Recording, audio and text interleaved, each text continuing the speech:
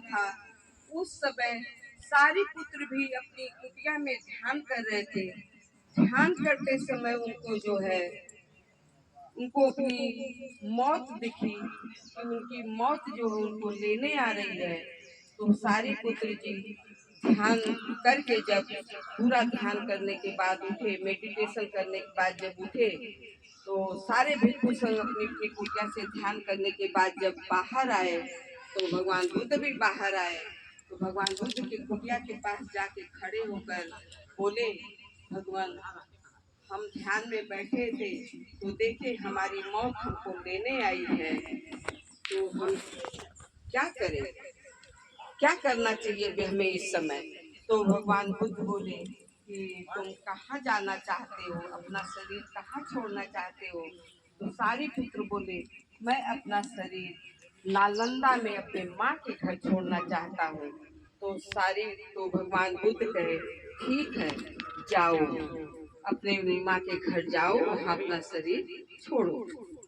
फिर उसके बाद अपने भिक्षु संघ को आदेश दिए कि अपने भ्राता को तुम लोग छोड़ने जाओ, कुछ दूर तक छोड़ के आओ उनको, और चूंकि ये शरीर रूप में अब तुमसे नहीं मिलेंगे, ये सब शरीर नहीं मिलेंगे, तरंगों द्वारा ही रहेंगे, तरंगों के माध्यम से मिलेंगे। तब जो है उनके भिक्षु संघ भगवान के आदेश पे भिक्षु संघ अपने भ्राता सारी पुत्र को दूर तक छोड़ने के लिए साथ चले।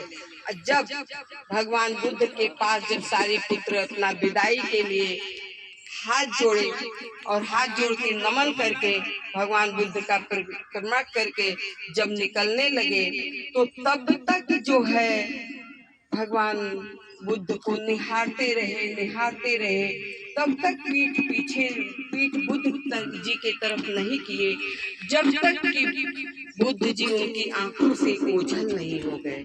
तब तक उनको निहारते चलते गए।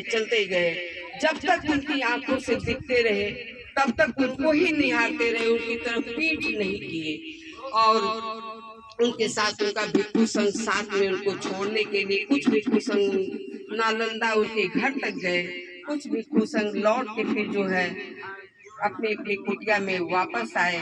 और भगवान बुद्ध ध्यान साधना करके अपने चित्त से देख रहे थे, और अपने जब नालंदा पहुंचे अपनी माँ के घर, तो वहीं अपना शरीर छोड़े।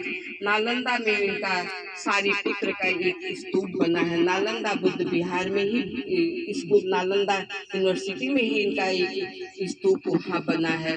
तो ये सारी पुत्र जी बहुत ही नजदीक थे भगवान बुद्ध के।